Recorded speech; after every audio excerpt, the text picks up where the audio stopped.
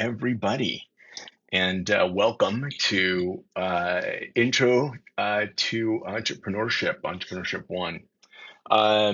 So I'm Miguel Colon. I'm the guy that's going to be teaching the class.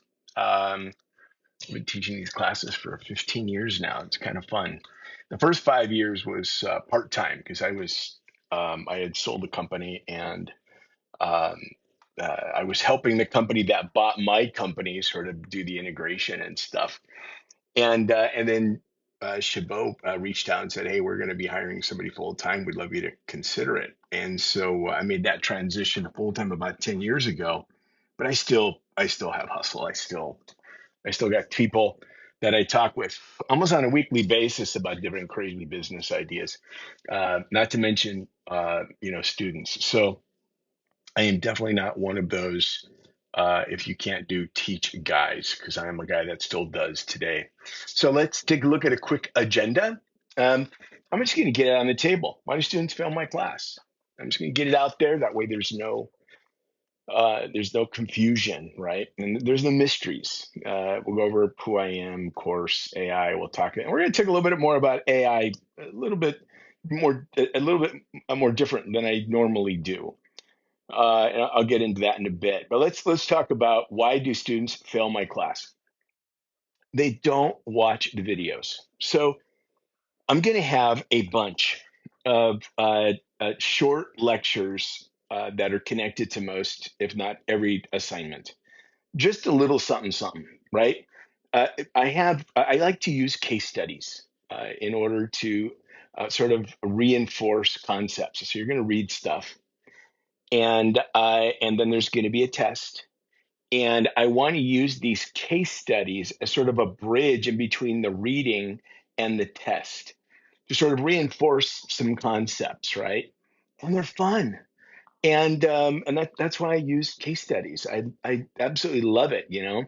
And these are real. These are not made up. These are real like companies that you Google them afterwards and you can discover that, some of them made the wrong decision.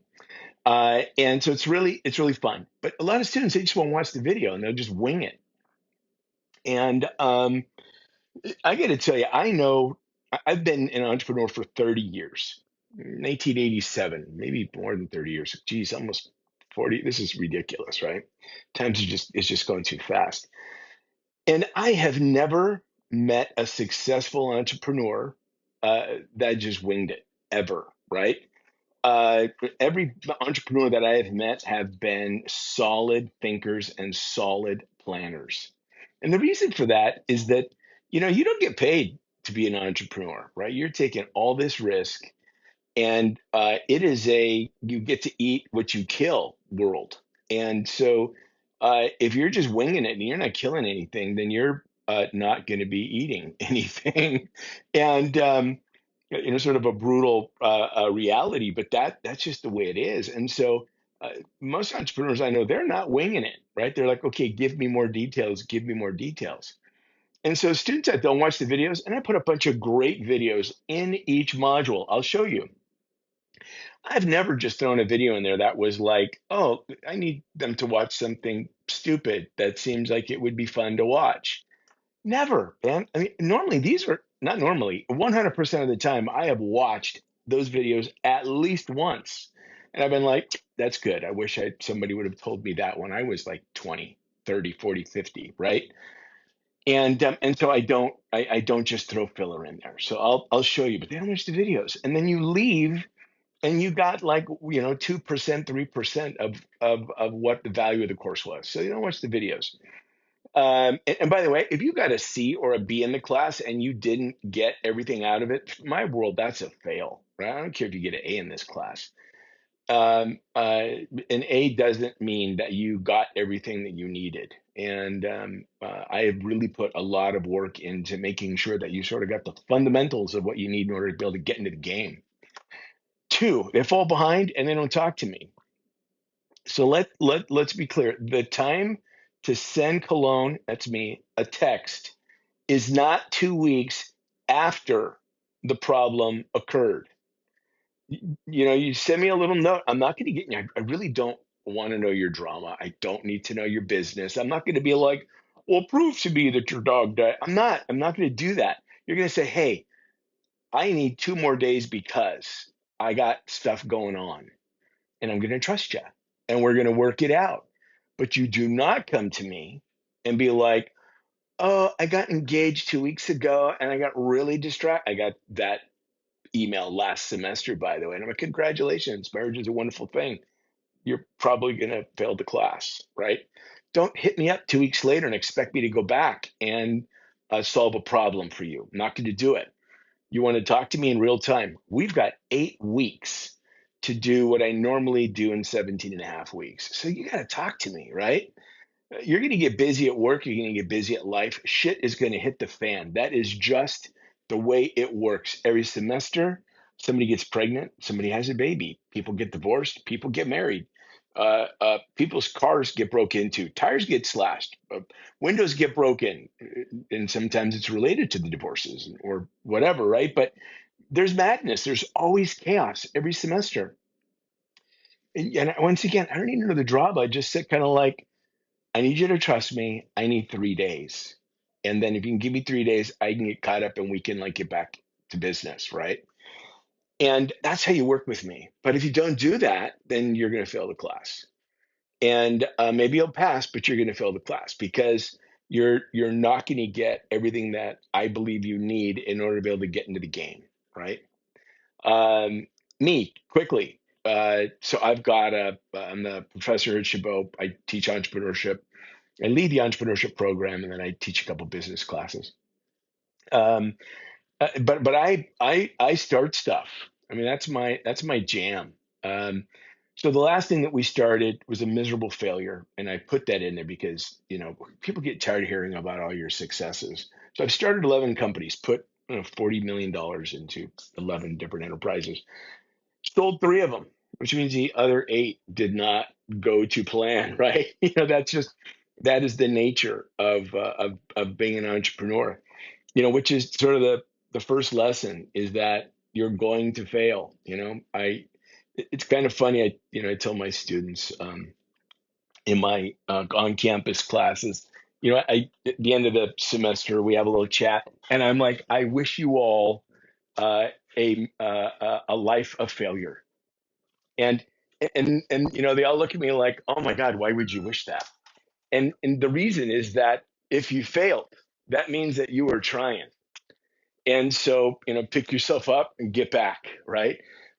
But the reality is that if you're not failing, you're not doing anything. You're just sort of sitting on the sidelines watching other people run the ball, right?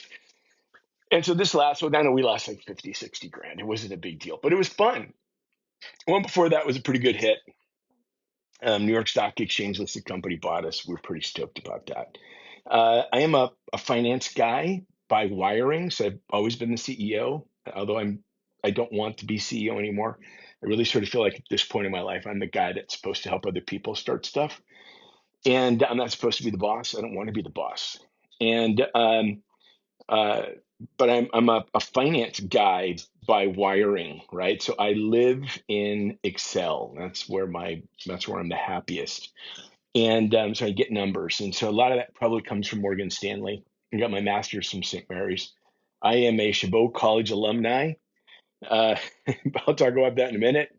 But I'm a Hayward kid. I was born in San Francisco. I was born in the Mission, St. Luke's Hospital. Pops from Puerto Rico, and that's where all the Puerto Ricans were back in the day.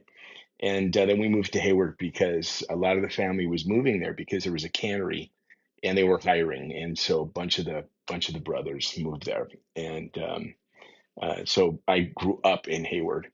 Um, the other part about my background is that before I came to Chabot College, so I came to Chabot when I was like 22 years old, and I dropped out at Tennyson High. So I went to Tennyson High, dropped out in 11th grade, and a lot of it had to do with the fact that, and I learned this about myself later.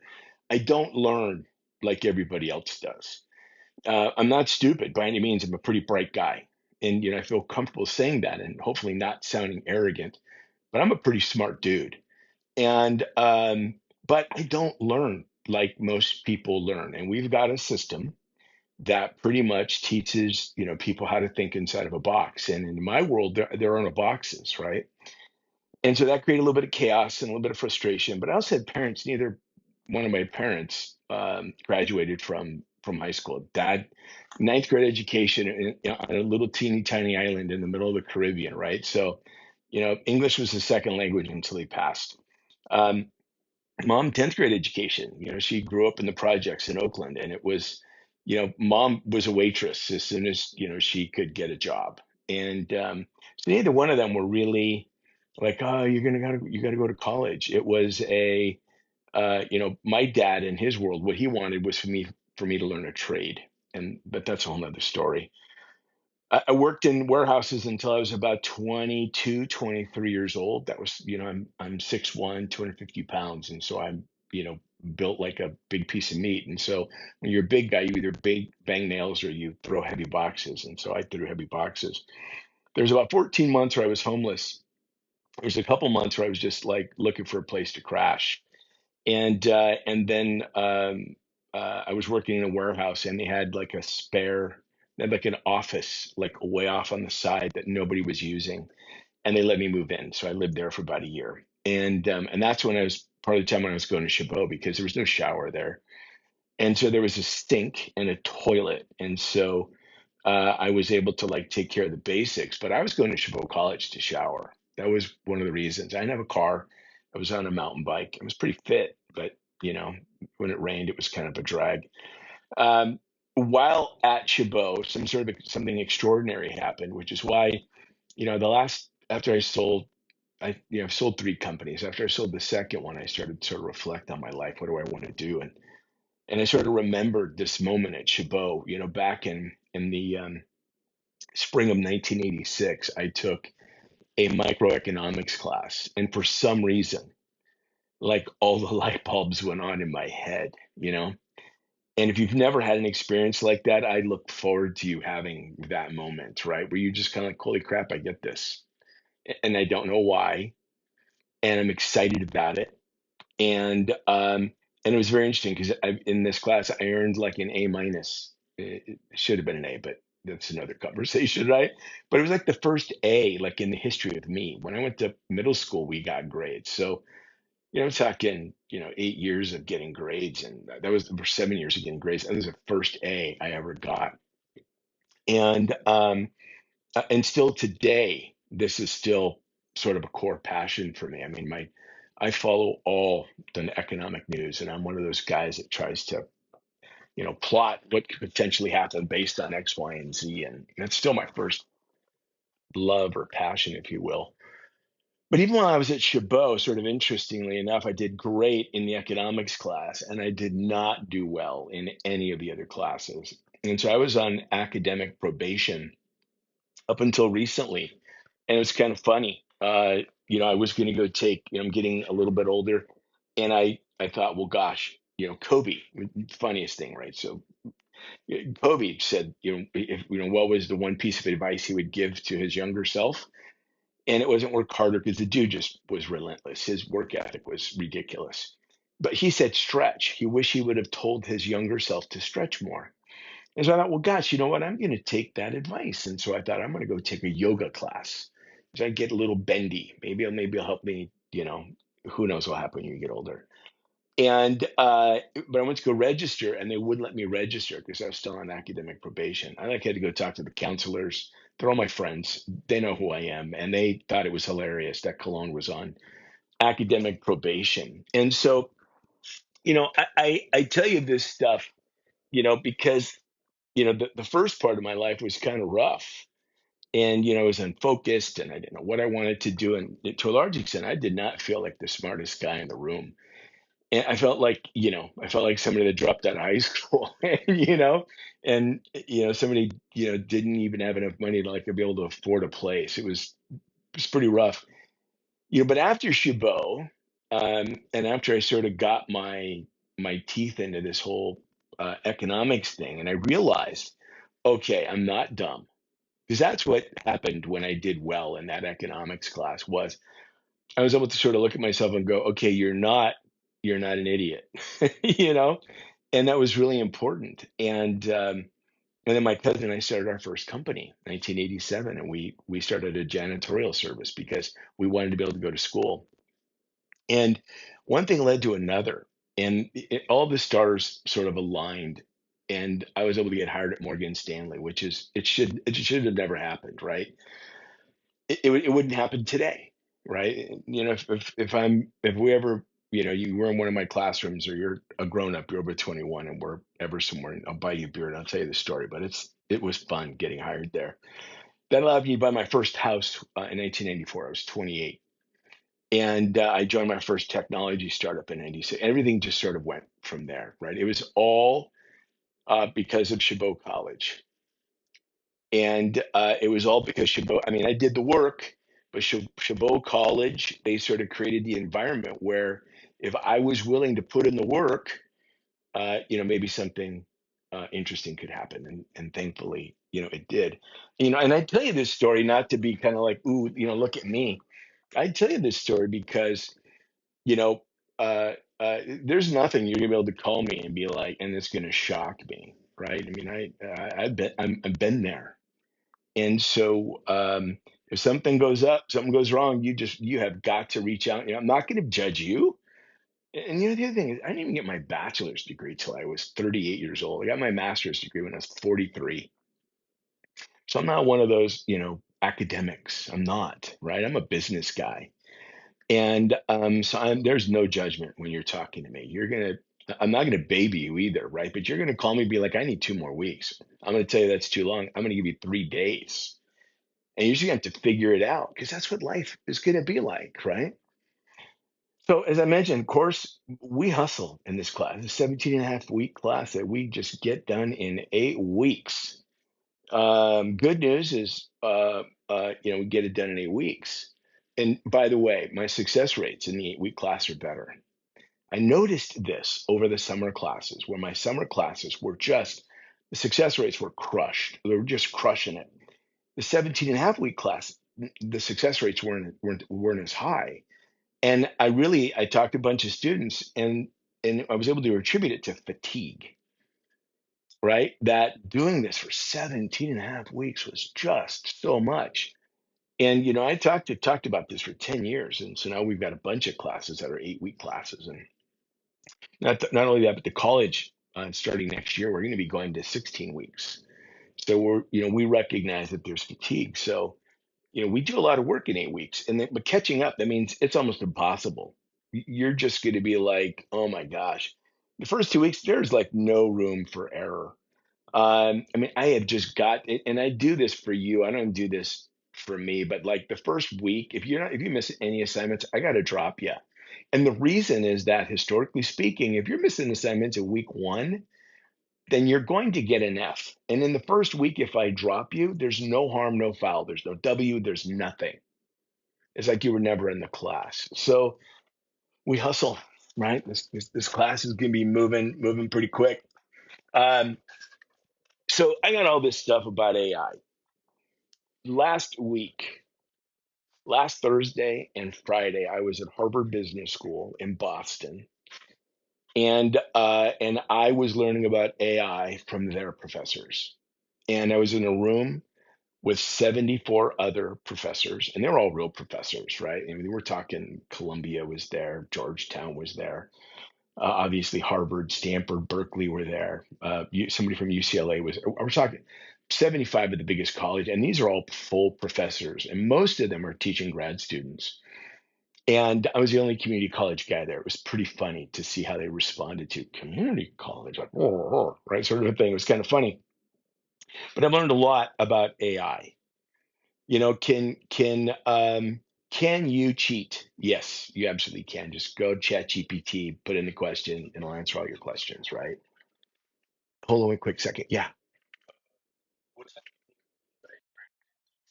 you're fine for a little while. Okay, what time do you think you'll be back? It is 2 now. Great, see you then. Sorry, I've got sons. So he walked in, so that meant that he needed something. And so, can you cheat? Absolutely. Can you just go copy all the questions out of the quizzes, dump them into chat GPT and get the answers? Absolutely, you can. Should you? No, right? Because that means that you're not going to get the knowledge I think is necessary for you to get into the game. But can AI be helpful? Oh my goodness, can it ever? So today's Saturday. I'm recording it. Class starts on Monday. I'll open the class Monday morning. Tomorrow, Sunday, I'm going to try to AI enable some of our assignments. I'll get to those in a minute. So, can you cheat using AI? Absolutely, but the only person you're cheating is you, right? And AI cannot pass this course, right? AI cannot go start a company. AI will absolutely not have the ability to go do that. And, am I gonna, be the sheriff and try to catch you cheating? No. Because if you really want to cheat, you really want to A, and you have no interest in learning, okay, great. No problem at all. It'll make my grading much easier. I will go focus on the students that are struggling and obviously trying to like learn something here. We've got a bunch of core objectives that we try to meet in this class. For me, it sort of breaks down to understanding and identifying and screening new business ideas. So a bunch of the tools that I'm going to give you are really going to help you vet out what's a good idea or not. And this is where I think AI is going to really be helpful. So I've got three assignments early on where I'm going to try to get AI to work. And so if it's funky, I may just give it to you and say, go ahead, use it. You're going to be like, this is the stupidest thing I've ever done. And I'm going to say, yay, right? Because my job, I'm still supposed to be in the failure business because I'm still trying, right? I'm not like, let me just teach you the same stuff I taught 5 years ago. That's not me. So, if I give you something and it's just crap, just embrace it. Be like, Cologne's giving it a go. We're going to tell him it was a fail. He needs to keep working harder. I'm going to try to do that um, because, one of the very first things you've got to do, you got to come up with a business idea. And so, most of you are not going to have a lot of broad life experience. Maybe some of you will. I'm going to get probably 20% of you that are going to be over 30 and you're going to have done stuff in your life. Everybody else is going to be relatively young. You're not going to have traveled a lot and your world is going to be relatively narrow, right? And so I get a lot of bakeries. I get a lot of cafe ideas. I get a lot of, I'm going to open a nail salon or a spa of some sort. I get a lot of, uh, what's that thing called? They do with your eyebrows, threading. I don't know what that is. And there's money in it. I got it. I've had like blow dry uh, businesses where they blow dry your hair. I've got hair. I just put like a little goop. I move my fingers through it a little bit. I'm like, people pay you to like blow dry their hair. It's compelling, right? But those are all pretty much service businesses where you're selling your time. Most valuable asset you have is your time. I like to look for businesses where they have a little what's called scale, which means that it's not my revenue growth is not determined based on the number of hours that I work. I want my revenues just to be able to spool. I want my revenue to grow without me. Spending more time working. And I think the only way that I'm able going to be able to do that is if I use something like ChatGPT to capture some of your interests, capture some of your previous experiences, and present you with potential business ideas based on those things. And that's something that ChatGPT can do really, really well. Another one is that if you look into franchises, same thing. You're going to look around you and be like, okay, these are the franchises I know of, except that there's like 10,000 franchises. And so I think there's going to be the opportunity for me to use some AI and really sort of enhance that so that we can meet that core objective, and that is helping you understand and identify and screening new business opportunities. So, cross our fingers and let's hope that tomorrow goes well. I'm gonna have an extra cup of coffee and see if we can get that first ugly AI product built that you guys could go play with. And then you can all be kind of like, nice try, keep swinging, Cologne, right? Because I will. Canvas class. So I'm going to email this to everybody that's registered. So if you don't know how to use Canvas, you want to go to Chabot College, scroll down to the bottom. Let me do that real quick. All right. To get to Canvas, just go to Chabot's website, scroll all the way to the bottom, And right there, little button in the black canvas, click on canvas. And that's your canvas login. And it'll, there's all kinds of stuff, but um, there's all kinds of help. But it's your W number, and then I've got your initial password, and this is how you get to it, right? And so if you're Maria Valdez, your first password is going to be, Mava, Mava, and then the last four digits of and that's your initial password, right, to get into Canvas. Um, there's a couple there's materials that you need, and they're free, 100%. So no expense. Um, uh, we break this into 5 parts. Used to be 6. We removed one of them, and I pushed it into the marketing class. But we've got 5 parts: the mindset, and that is just sort of like understanding, the wiring of an entrepreneur, and you trying to like grasp the whole concept behind it. And then we get right into the whole identifying business opportunities. We do market research. We create a budget, like a real budget. And I got students from 15 years ago sending me the budget template that I will give to you when you sign in on Monday. Is sending it to me going, hey, how do these numbers look? I'm not kidding. It is, I mean, you want to talk about like, oh my gosh, are you serious? You're still using this thing. And it's pretty awesome. Uh, by the way, if you don't know how to create videos, so whether you're on your phone, on your computer, you need to go figure out how you're going to create videos, because you need to create a video for the market research project, and you need to create a video for making the pitch, your final elevator pitch. These are videos. And so you need to figure out how to do that, right? Let's see what else. Your company, project one, it's great. 100 words, you're just going to write, tell me about your product or your service. Talk to me about your customers and the market size. And I'll show you how to go do that stuff. But the reason, we start here is, I want you to tell me about the customers. For me, everything is about the customers. And who are they? And then, my boys are, they every once in a while they think they want to be an entrepreneur, and it's mostly when they're running out of money or they think they need to make more money. They're like, maybe I should be an entrepreneur. I'm like, maybe you should have thought about that before you asked me for more money. But that's another story, right? Um, so tell me about the customers, and then ultimately we're going to talk about how do we think we're going to get this product or service of yours to that customer. How are we going to get them to know about it and buy it, and et cetera? Because that, I think, is, ideas are great, man, but how are you going to get that customer to buy that thing? So the number one is, let's define it, and how big is the market. Market research, big deal. I mean, I spend more time on, and I told you, I don't know any, entrepreneurs that have been successful that they just wing it. No, they don't wing it. These are people that plan significantly. For me, I go just nuts in the market research. I'm like, how am I going to get? So this last company we started, what we did is we identified a problem, and the problem was that COVID-19 created an environment where little kids couldn't blow out birthday cakes, right? Because it was like, okay, you blow out your birthday cake, and and by the way, when you blow out a birthday cake, there's a significant amount of spit involved in the blood. You might dry your mouth up a little bit before you blow. The moment you're blowing, you're like hosing down the top of that cake, right? And most people don't think about it because it's like, well, that's cake, and I'll take cake with a little bit of spit, or nope. Cake with a little bit of spit is better than no cake, right? As a rule. And I don't think Socrates said that, but I think he probably would have agreed with me.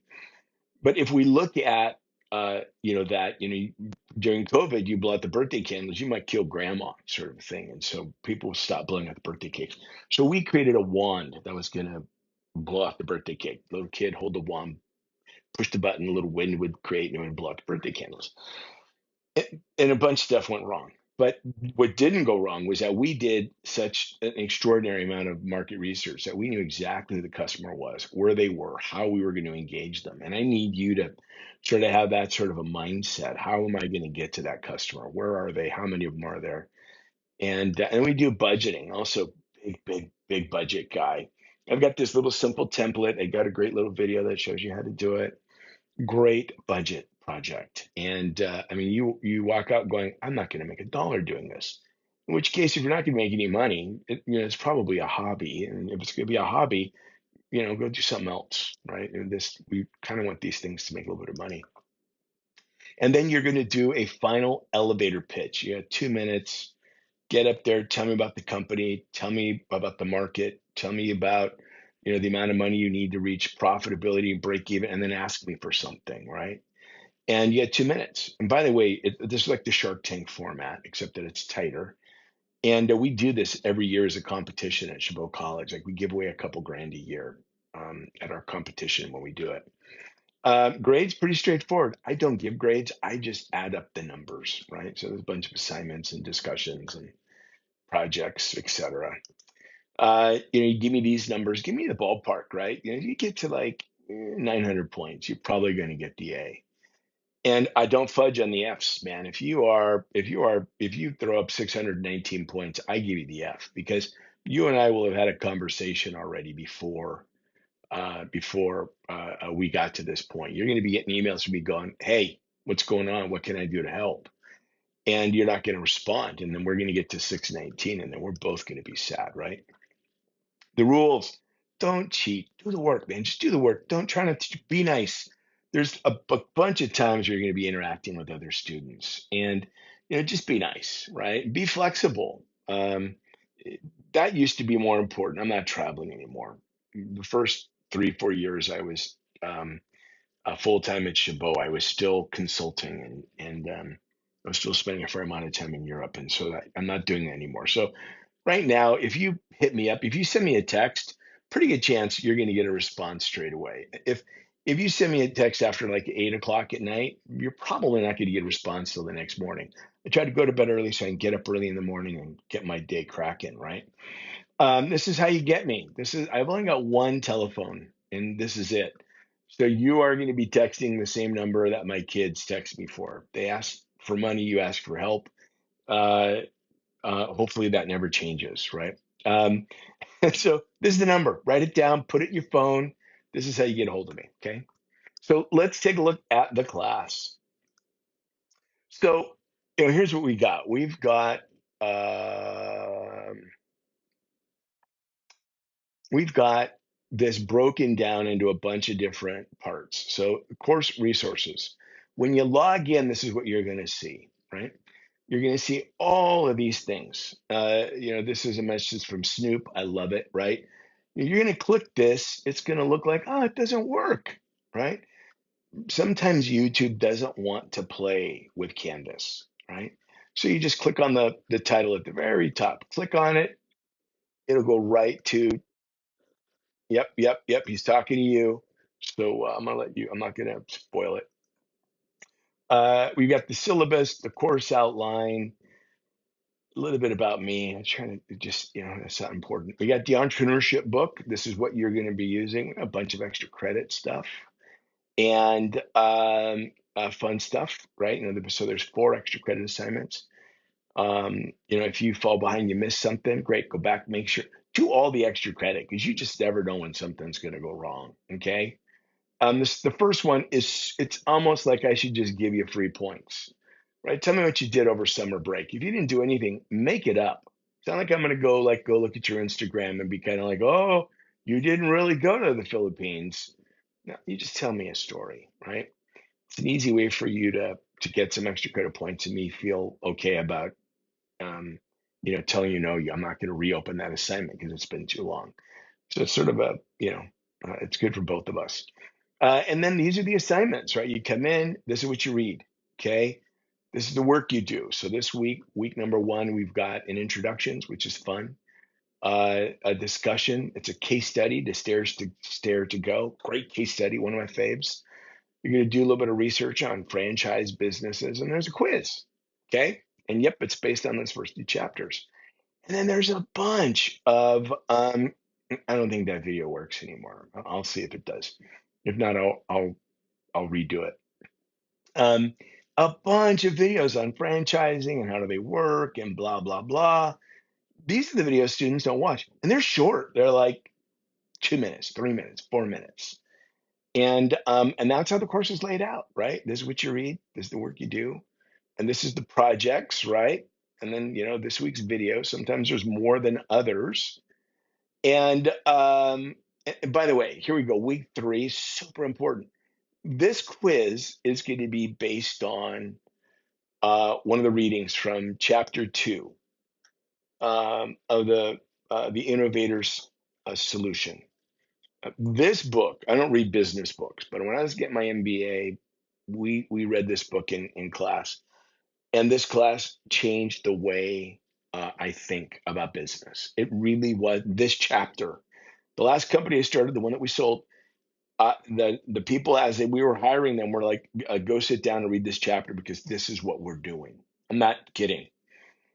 So that you're not going to read it, or it's going to sound really hard because this is a Harvard Business School. This is a book that they teach in their grad school programs. So it's not easy to grasp. You probably need to read it 3 or 4 times if you really want to get it. But you need to watch this video because I created the video that sort of sums it up.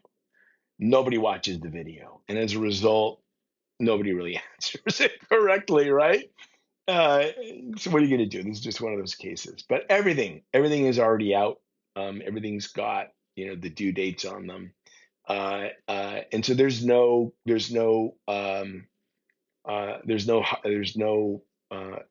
behind the curtain, right? 100% is opened up. I don't open it up 1 week at a time because maybe you got something going on next week and you want to knock out next week's homework. Go knock it out. So I know this is a lot, and but I hope it was helpful. Don't hesitate, reach out, send me a little note, and let me know if you got any questions because I'm here just waiting for you to like say, hey, can you explain something for me? I'm not a big fan of online classes. I much prefer being in the classroom so that we could like get the work done. But these classes are just so incredibly convenient that we can't ignore it. So, like I said, hit me up. You've got my phone number. I think it's here too. And so, actually, I'll put in the office hours link. It'll be right under here. So when you come in, there'll be something here with my contact information and all that stuff. So that's it. That's all I got for you. And so hopefully we get to chat. Hopefully you become wildly successful. And then I'll call you and hit you up for scholarships for my students. That's the way this works. Have a great afternoon, everybody. Peace.